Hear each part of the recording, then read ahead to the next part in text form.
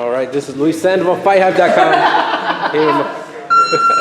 Here with Brandon Rios. You want to sit down? You want to stand up? Good. We're gonna do right now. You know what's up. So Brandon, first of all, before I get into what you think of the fight, man, everybody's talking about, people still talking about Andre Ward, Sergey Kovalev. How did Brandon Rios score, and how did you have it? I don't know. I gave the scoring. I don't know about scoring because I'm not a fucking judge. Yeah. But what I seen, you know, I gave. I think Kovalev won the first 3.5 rounds, and after that, I think the first 3.5 rounds. After that, I think Andre Ward started taking over in the middle of the third round, and then at that, I think he started taking over. He was more of the boxer, more of the. I can't say more of the effective puncher, but more of the score blowings and everything. I thought. So in your mind, you felt he won the one pretty convincingly, or was it close? Not convincingly, but it was a close fight.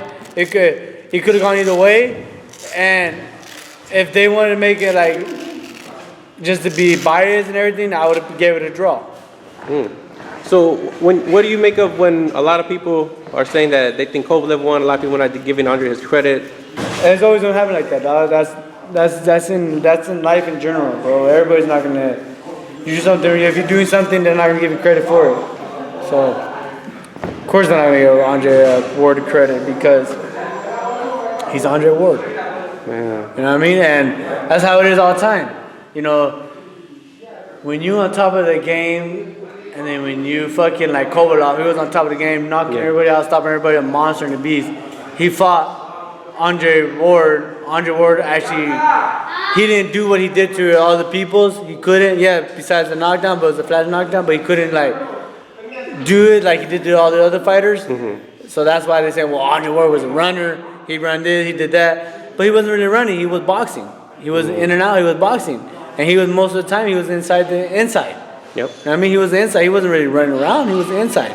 And I think Kovalev that's not his strongest point, fighting on the inside.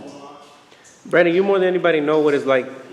What did Andre Ward go through in that moment, in that first round when he got hit by that jab and it hurt him, and then that knockdown, and even Paul I don't know, because I never got knocked down, but in that moment, you know, he's a champion, and true champions get up and they perform better.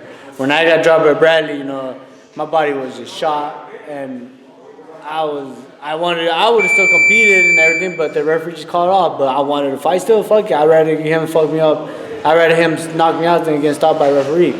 But my body was just shot. He hurt me really bad. My body was just dead, dude. But Acosta, you came back. But the Costa, when I fought Acosta, I came back. But at that time when I came back, dude, I was like, fuck. In my mind, I was like, I gotta come back. I gotta perform better. I gotta knock this motherfucker out because I don't want to lose like this yet. I want to fucking win this title. I want to win this title, and that's what happened with Bradley. I was ready not mentally, but I was just physically drained. The way preparation went, training camp went, everything. You know, it wasn't the best training camp I ever had. I think it was one of the worst training camp I ever had. And the weight loss, I was just training to lose weight. I wasn't training for the fight, study for the fight.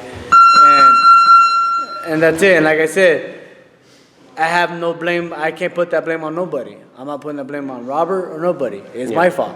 Because as a professional, I should have been in the gym even though I wasn't fighting. I literally took 8 months off after the Alvarado fight, and I didn't have shit. And so I just took 8 months off. Yeah. And they told me about the fight. I took it, what was it, like 5 months out or something like that? They told me some bullshit like that. And it took me almost more than half of the training camps I started losing weight. Yeah. And started getting back in the groove. And when I got back in the groove, and then my weight just got stuck at a point. It couldn't lose no more weight. It just got stuck for a while. Even when I went to Vegas for the weigh-ins, I was still like 6 pounds over, dude. My body wouldn't lose it. I had a hard time. Dude, people don't know this, dog. My wife was there too. Nobody knows about this shit, but I tried to lose weight. Dude, I fainted like fucking all kinds of times. Remember you told me, my body was dead, don't we? So we rest myself. So we're gonna get back up. Day of the weigh-ins, we're gonna get back up at 2 o'clock in the morning, and because I was still like 2 pounds overweight, and so we got the day before the weigh-ins, I was still 2 pounds overweight. He goes 2 in the morning. We're gonna get back up and we're gonna just burn out again. So we got back up, I was running, doing everything. Sauna, I started fainting. My body felt weak. I redid the Epsom salt hot bathtub shit. My body still felt weak. I didn't lose shit. So when I went to go in, I was still like a couple ounces over. Yeah. And so that's when I went back, and I told everybody I wanted to take a shit, but I didn't. We went back downstairs somewhere, and like in the cafeteria, and we started working out for a little bit, not hard. We had like a couple ounces. We worked out. We broke out a nice little good sweat. We went back, and then we made weight. But in that fight, dude, it wasn't me. And like I said, I don't put no blame on Bradley. Bradley came and did what he did, and he was in great condition. I can't say he wasn't, and I don't put the blame on Robert because as a fighter, I should have been a more professional. As a professional, I should have been in the gym more instead of not just taking this, taking it lightly and not taking it serious. But you learn, and now it's different. Now I've been in the gym. I've been in the gym with Ricky. We've been training. I've been working my ass off, and it's been great. You know what I mean? I'm not waiting for the last moment to get a fight. We've been training actually. And Brandon, as far as Andre Ward, is he number 1 pound for pound now? They said that the winner of this fight was going to be pound for pound. I think Andre Ward's been pound for pound. He fought everybody at the Super 6, middleweight, and he went up. So I think he hasn't lost since he was 12 years old. That just shows you that he's got the goods. I think he's pound for pound, or there might be more fights out there that can be great fights. But to me, in my eyes, he's been pound for pound, and he's a great guy.